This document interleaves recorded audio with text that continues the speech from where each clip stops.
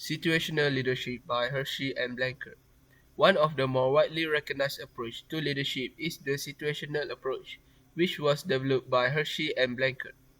The situational approach has been refined and revised several times since its inception, and it has been used extensively in organizational leadership training and development.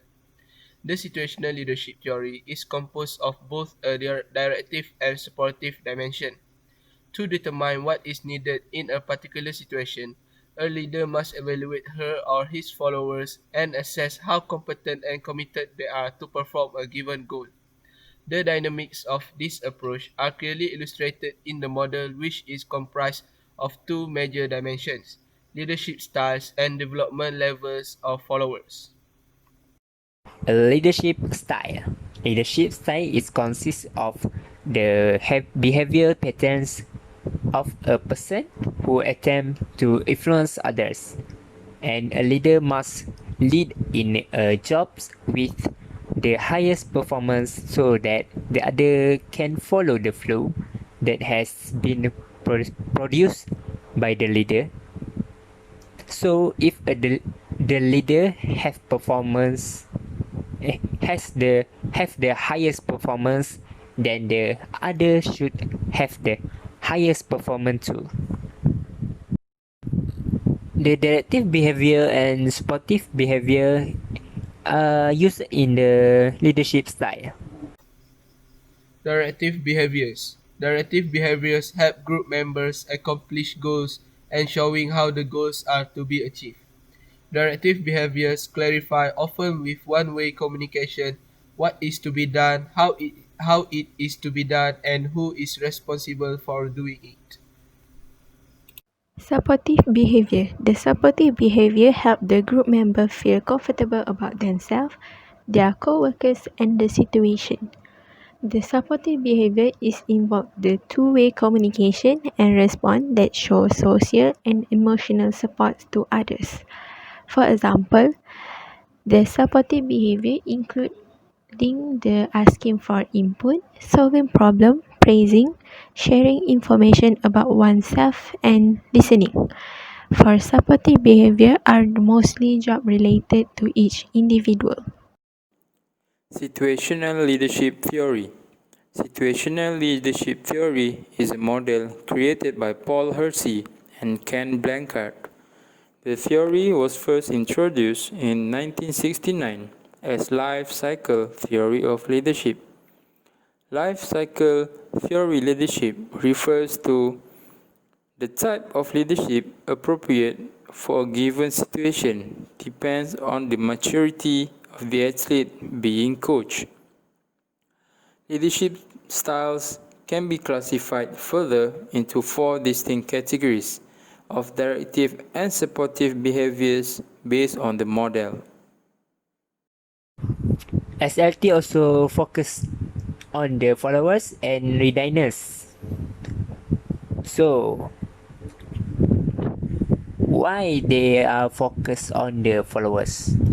Because the followers reflect reality, that is the followers who can accept or reject the leaders, and then effectiveness depend on the action of the followers that regardless of what the leader does.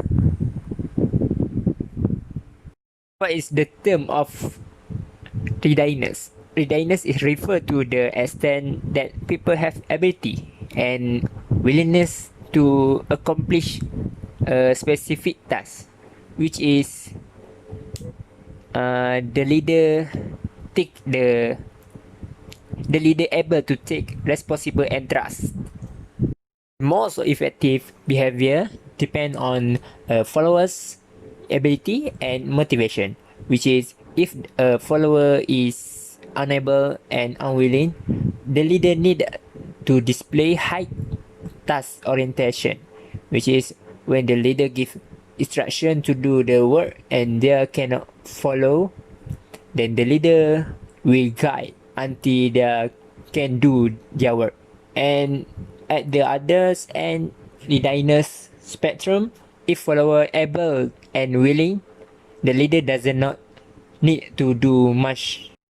SLT also has an intuitive appeal, which is it acknowledges the importance of followers and build on the idea that the leader can compensate for the lack of ability and motivation of their followers. Thank you, previous presenter. I'm Muhammad Azik, will now present. Leadership style can be classified further into four distinct categories of directive and supportive behavior. Let's see the figure. The first style, style 1, is a high directive, low supportive style, which is also called directing style. In this approach, the leader focuses communication on goal achievement and spends a smaller amount of time using supportive behavior.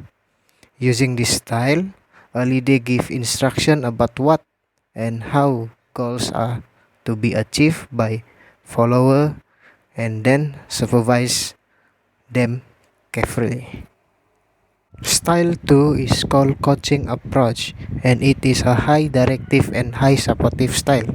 In this approach, the leader focuses communication on both achieving goals and meeting follower socio-emotional needs. The coaching style requires that the leader involve him or herself with followers by giving encouragement and socializing followers' input. However, coaching is an extension of style 1 in that it still requires that the leader make the final decision on what and how the goal accomplishment. Style 3 is a supporting approach that requires that the leader take high supportive and low directive style. In this approach, the leader does not focus exclusively on goals but use supportive behavior that bring out followers' skill around the goal to be accomplished. The supportive style includes listening, praising, asking for input, and giving feedback. A leader using this style give followers control of day-to-day decision but remain available to facilitate problem solving. And style 3, leader is quick to give recognition and social support to followers. Lastly, style 4 is called the low supportive and low directive style, or a delegating approach.